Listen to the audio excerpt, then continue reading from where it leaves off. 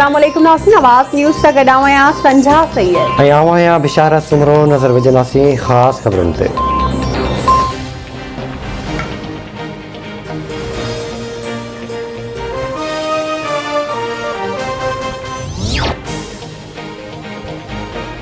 सिंध हुकूमत 3 अगस्त खां स्कूल खोलण जो ऐलान करे छॾियो। तालीम वारे वज़ीर सरदार शाह जो चवणु आहे त 3 अगस्त खां 100% वैक्सीनेशन वारनि स्कूलनि खे खोलियो वेंदो।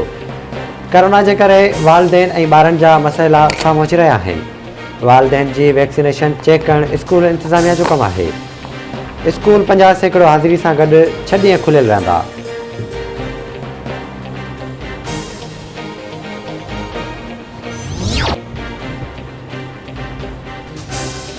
सिंध में कोरोना सबब तालीमी इदारनि जी बंदिश ख़िलाफ़ एहतजाज जो सिलसिलो जारी। कराची, हैदराबाद, शहीद बेनज़ीराबाद, मीरपुर ख़ास, सखर ऐं लाड़काने डिवीज़न जे नंढनि वॾनि शहरनि में तालीमी इदारा खोलाइण लाइ सियासी समाजी धुरियुनि, शहरनि, उस्तादनि ऐं शागिर्दनि पारां एहतजाजी मुज़ाहिरा ऐं रैलियूं कढियूं वयूं।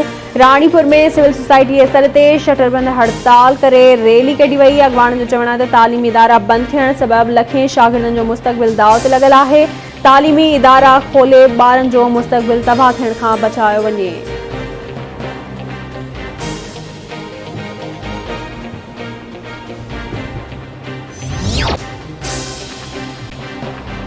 तालिबान ख़तरी कराई आहे त अफ़गानिस्तान जी सरज़मीन पाकिस्तान जे ख़िलाफ़ इस्तेमालु न थींदी। अफ़गान पनाहगीरनि जे हवाले सां को फ़ैसिलो नाहे कयो। पाक अफ़गान सरहद ते मौजूदु अफ़गान शहरियुनि खे सहूलियतूं फ़राहम करे रहिया आहियूं। माण्हुनि खे काबुल एयरपोर्ट ताईं आणण जी ज़िमेवारी पाकिस्तान जी न आहे। चमन में बाबे दोस्ती ऐं तुर्खम सरहदूं खुलियल आहिनि। हिन वक़्त ताईं असां अफ़गानिस्तान मां आयल 1277 परॾेहियुनि खे इमिग्रेशन जी सहूलियत ॾिनी आहे ऐं 4000 माण्हुनि खे वीज़ा जारी कया आहिनि। सीपे ख़िलाफ़ थींदड़ साज़िशूं कामयाबु थियण न ॾींदासीं। मौलाना फज़ल रहमान जे अफ़गानिस्तान जी सूरत हाल सबबि सियासत बहितर थी सघे थी।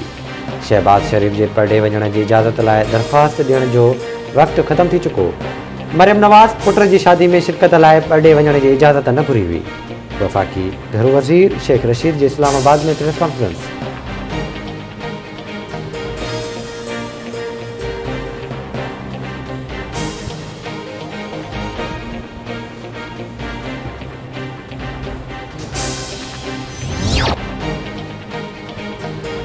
पंजशेर वारो इलाइक़ो तालिबान जे कंट्रोल में आहे। सूबे बगलान जो ज़िलो बनून, पुलहसार ऐं दी सलाह ते बि मुकमल कब्ज़ो करे वरितो आहे। इमारत इस्लामिया ॻाल्हियुनि ज़रिए मसइलो हल करण जी कोशिश करे रही आहे। तालिबान तर्जुमान ज़ैबुल्लाह मुजाहिद जो ट्विटर ते बयान।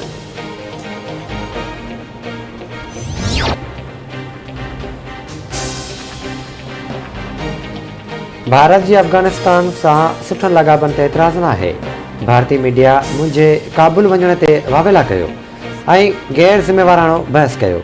मां काबिल न वियो हुउसि, पर पाकिस्तान में ई अहम गॾिजाणियुनि में शिरकत कई। मौजूदा सूरत हाल सबबि पेश ईंदड़ चैलेंज जे हवाले सां गॾियल हिकमत अमली जोड़ण लाइ अहम मुल्कनि जे दौरे ते रवानो थी रहियो आहियां।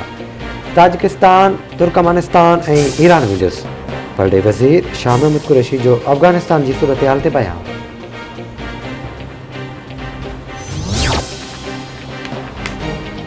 मुल्क में कोरोना वायरस वधीक 80 माण्हुनि खां हयाती खसे वरितियूं। 3772 नवां केस रिपोर्ट। गुज़िरियल 24 कलाकनि दौरान कोरोना जे हाकारी केस जी शरह 7% रही। NCOC मूजिबि कोरोना बिगे फ़ौत जो अंग 25003 थी वियो।